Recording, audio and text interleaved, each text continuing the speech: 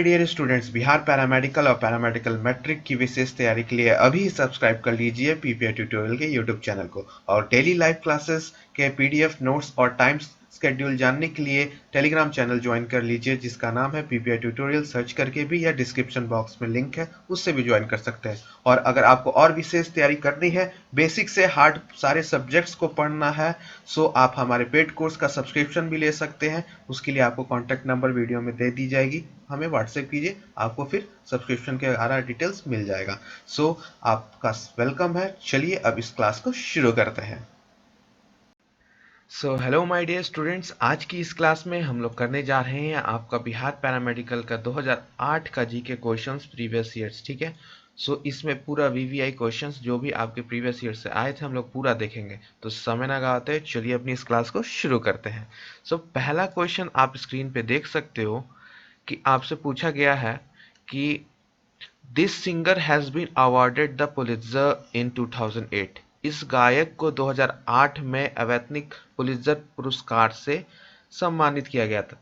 ठीक है, तो पहला आपका ऑप्शन है एरिक क्लैप्टन, दूसरा ऑप्शन है नोरा जोन्स, तीसरा ऑप्शन है आपका बॉब डिलियन और चौथा ऑप्शन है लुसियानो पावारोटी।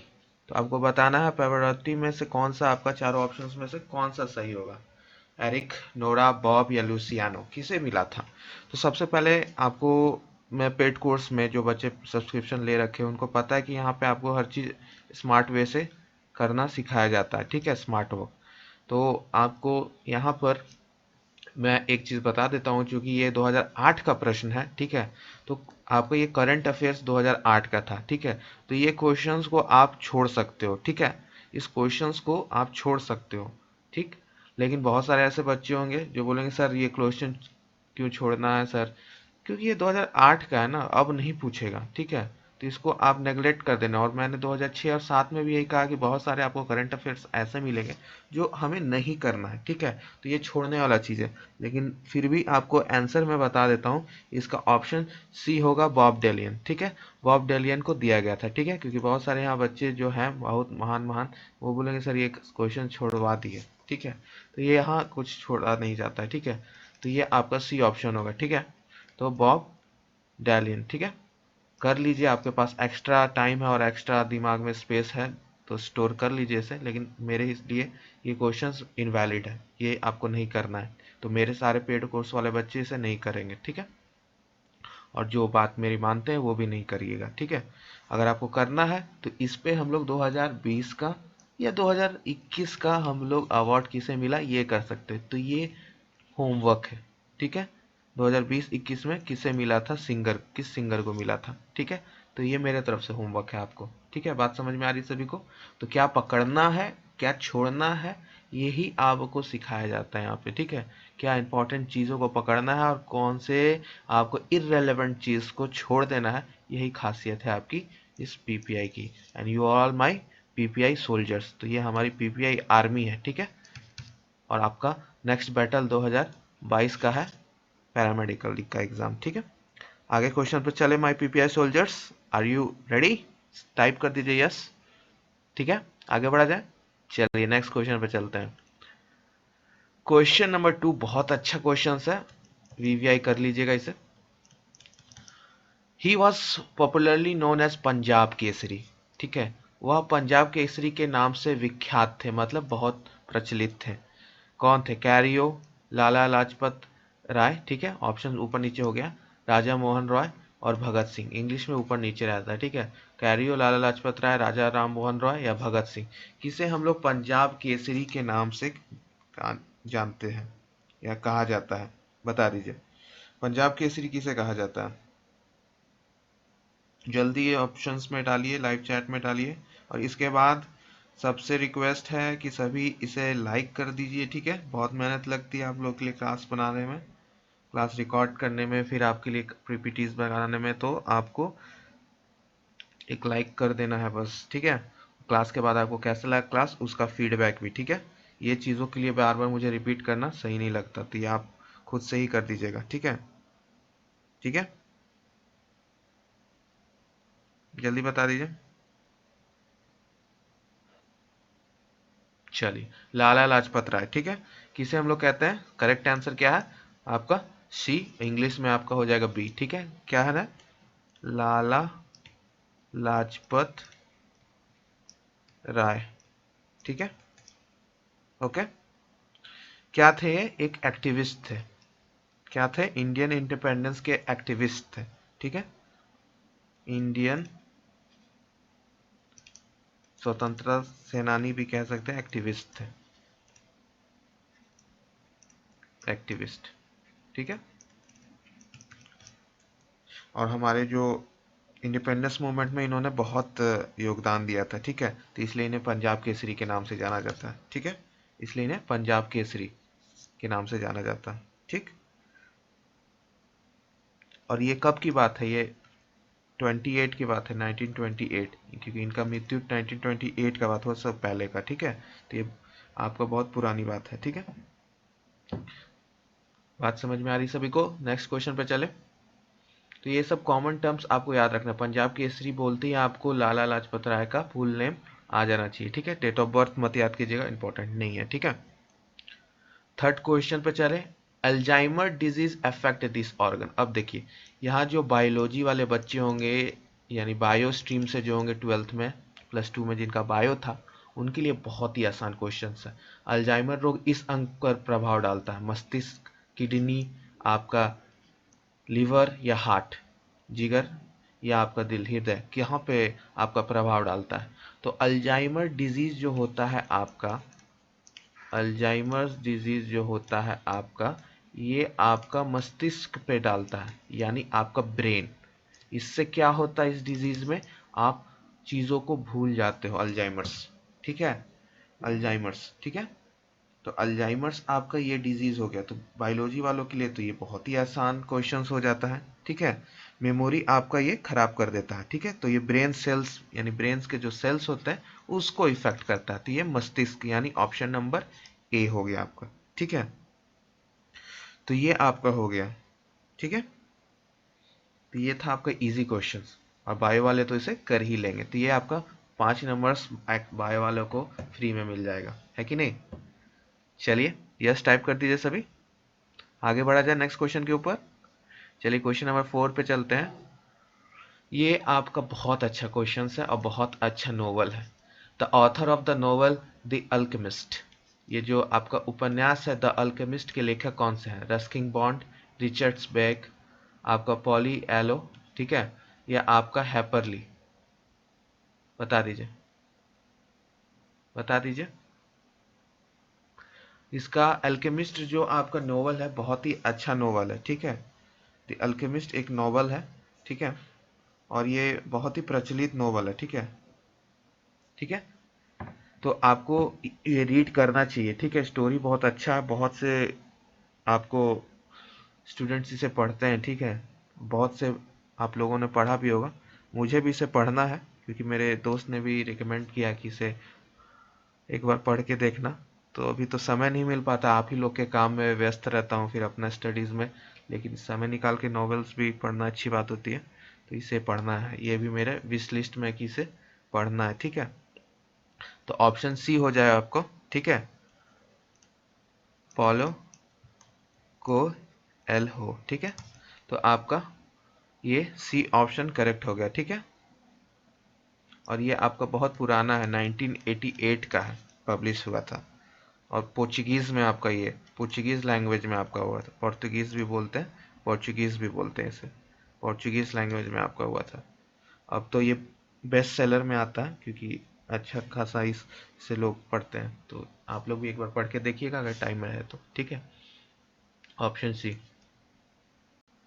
चलिए, अब नेक्स्ट क्वेश्चन यानी क्वेश्चन नंबर 5 हम लोग देख लेते हैं। क्वेश्चन नंबर 5 में आपसे क्या पूछा जा रहा है कि यहाँ पूछा जा रहा है, मेरे प्रिय soldiers, first UN secretary general कौन थे? यानी आपको मैंने ये चीज़ प्रीवियस ईयर 2006-7 में से किसी एक ईयर में आपको मैंने बताया था कि आपका 2006 में बताया था मैंने कि आपका 6 ऑर्गन्स होते हैं। सारे ऑर्गन्स के मैंने नाम बताए थे, ठीक है। तो अब यूएन के सेक्रेटरी जनरल क्या थे? और ये बहुत अच्छा है, आपको वो चीज़ अच्छे से पता होना चाहिए, ठीक है। जैसे वो क्वेश्चन हम लोगों ने देखा था, इंटरनेशनल कोर्ट ऑफ जस्टिस कहाँ है, ठीक है। तो आपको याद होगा नीदरलैंड्स में था, ठीक है। वो क्वेश्चन याद है ना सभी को? अच्छे से रिवीजन करते चलिए, ठीक है, और प्रीवियस ईयर का डिटेल में बनाइए नोट्स, ठीक है। अब आगे बढ़ते हैं, ये क्वेश्चंस को करते हैं। सबसे प्रथम यूएन के सेक्रेटरी जनरल कौन थे? ठीक है, कॉफी एनन, आपका ट्रेगेवेलाई, या आपका यूथेंथ, या कर्ट वेल्डहेम, ठीक है। तो कौन थे आपके, बता दीजिए। तो ये ऑप्शन आपका बी हो जाएगा, ठीक है, बी करेक्ट हो जाएगा, ठीक है। आपका ऑप्शन नंबर बी ट्रेगेवेलाई, या इसको हम लोग ली भी बोल सकते हैं, ठीक है। आपके ये फर्स्ट आपके सेक्रेटरी जनरल बने हुए थे, ठीक है। तो ऑप्शन बी आपका हो जाएगा, ठीक है। और इसमें आपको कब क्वेश्चंस आ सकता है, तो ये जो ऑर्गन्स मैंने आपको सारे बताए थे वो याद होने चाहिए, ठीक है। क्वेश्चन नंबर 6 पे अब चलते हैं हम लोग। ये बहुत अच्छा क्वेश्चन है। It is not a stringed musical instrument. It is not a stringed musical instrument. यह एक तारों वाला संगीत वाद्य नहीं है। ट्रोम्बोन, वीणा, वायलिन, गिटार। अब आपको बताना इसमें से कौन सा है जिसमें तार नहीं है, ठीक है, स्ट्रिंग्स नहीं है। तो ये बहुत अच्छा सवाल है, अब आपको बताना है, ठीक है। चलिए मैं सारे के पिक्चर्स आपको दे देता हूँ। पिक्चर्स से आपको क्या होगा, फोटोग्राफिक मेमोरी, यानी सारे इंस्ट्रूमेंट्स के मैं आपको पिक्चर्स दिखा देता हूँ, उसके बाद आप खुद आंसर बताइएगा कि कौन सही है कौन नहीं, ठीक है। चलिए पिक्चर्स देख लेते हैं हम लोग, और ये आपका इफेक्टिव वे है अच्छे तरीके से, और लंबे समय तक आपको ये याद रहेगा, इसको रिवीजन करने का फिर ज़रूरत नहीं पड़ेगा। तो ये आ गया आपका फोटोग्राफिक मेमोरी के लिए, आपको याद रहे। तो आपका ट्रोम्बोन जो होता है वो आपका ये है, ऑप्शन नंबर ए, ठीक है। तो ये आपका, यहाँ पे स्ट्रिंग्स आपको कुछ दिख रहा है नहीं ना, तो आपका ए हो जाएगा सही करेक्ट आंसर, ठीक है। ए आपका is not a stringed musician musical instrument, तो आपका म्यूजिकल इंस्ट्रूमेंट ये नहीं है, ठीक है, जिसमें स्ट्रिंग तार नहीं है। अब वीणा क्या है, तो आप देख सकते हो वीणा में आपका तार लगा हुआ रहता है, ठीक है। अब वायलिन सबको तो पता ही, याद ही होगा, शाहरुख खान मोहब्बतें मूवी, ठीक है, जो वो बजाते थे क्या था वो, वायलिन।